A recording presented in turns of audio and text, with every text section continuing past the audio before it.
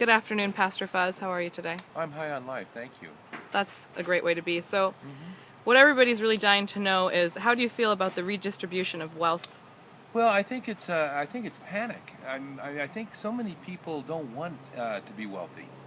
The burden of wealth is something that's it's subtle. Okay. And it's there, you know. And there's certainly no more happy people with money than those who. I think the big thing is not to wish to obtain it. You know, I think you need to be yourself and be one with the fact that you're a miserable failure, but you're just a failure in terms of accumulating wealth. But you certainly doesn't mean that there's not other things to obtain, right? I mean, after all, we wouldn't even have religion if it wasn't to promise the afterlife, right? I mean, that's the story, and I think we need to get back to our basics, and be happier with our poverty. But doesn't the redistribution of wealth imply that the money is going to be spread out, so then there'd be less wealthy people? Yeah, but the problem is it's going to be the people that are rich now. Believe Pastor knows. They work hard. They're obsessed. There's no real secret to it. They're not really happy because they're working so hard. Well, they're happy, and if that's, but they're just like I might be obsessed with laying on my stomach reading a book all my time. Is that an actual obsession that you have? Well, it's one that I've found recently, and I'm very never. excited You never about. lay on the back, just on the stomach. Never. I get dizzy, and I really.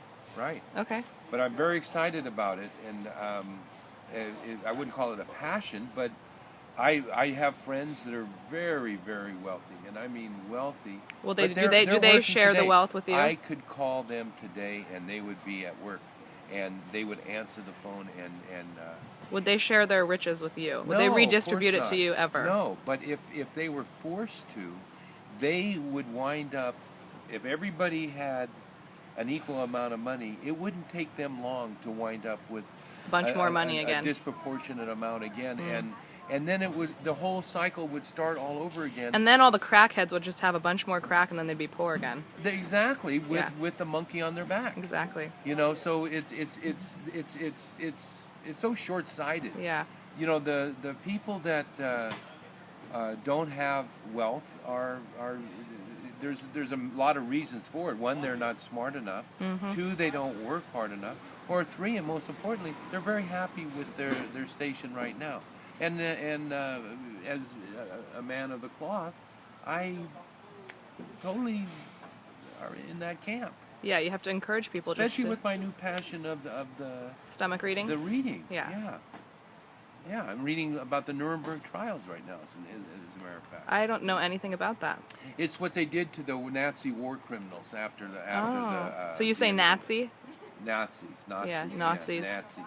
Okay. Nazis. That's a Is Boston. it like, we've got our little Boston friend here, and so Nazis. That's what the Boston people would call them. That's what they would call them. So it's a book about torturing Nazis? No, they didn't torture him. They had a long celebrated trial in Nuremberg, Germany, and then they hung him.